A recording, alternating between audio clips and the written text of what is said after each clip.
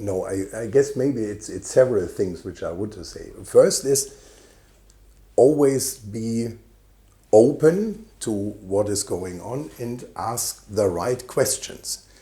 Then if you are just told, oh, it's like this, you will often be blind to new things. And so the attitude to question, what do we really know, right? What is really the information which we have? That is maybe one of the most important things one should learn from science. Always ask if the hypothesis is really true. Is there really evidence which is supporting this, or is it just, oh, we told it years and years and we just believe it without ever having tested it. So be skeptical and test what is going on. That was maybe one advice. Second advice, do what you are interested in. That's the most important for me in science, right? If you feel the enthusiasm and you think this is the thing I want to do, then you are also perfectly in this area of study and research, because where you are interested and where you feel the excitement, there you can do your best work and be ahead of the world, right? Because you are the enthusiast and you can do it.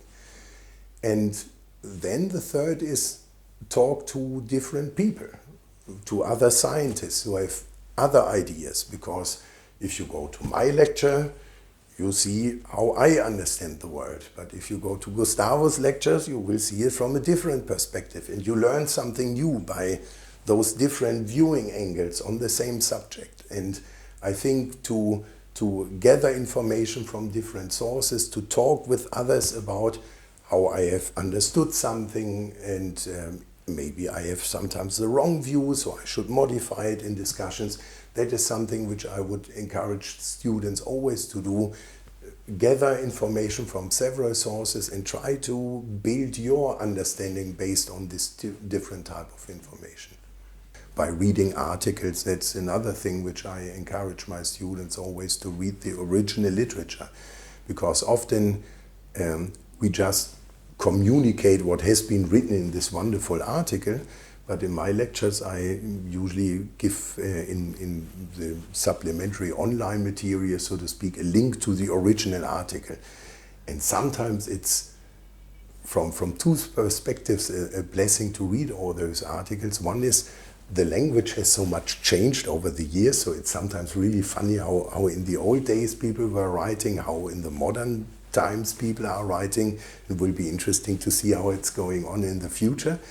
And the other thing is that there's often, beyond this what we all cite from those papers, much more knowledge contained in the text itself, because the people in the old days, they were extremely smart and had already wonderful ideas, but maybe they were too early to realize. But sometimes they are written in those articles, but people don't know because they don't read those articles originally, but just have learned, oh, in this article he has proposed or she has proposed that and that.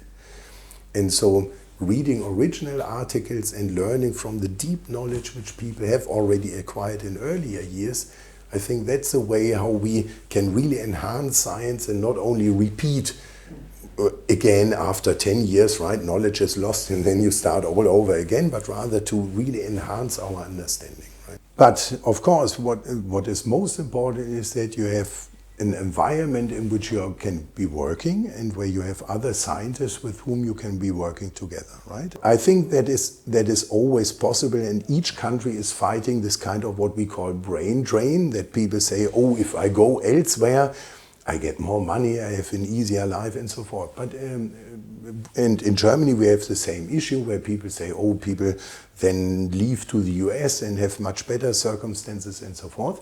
But I would say that's not necessarily true, because you have sometimes either questions which are completely different, which are specific to the country, and which you can only address there, and where you have all the knowledge about what is going on. Why should I tell someone, if I have no clue how the country is, how to solve the problem in the country, for instance, as a scientist, right?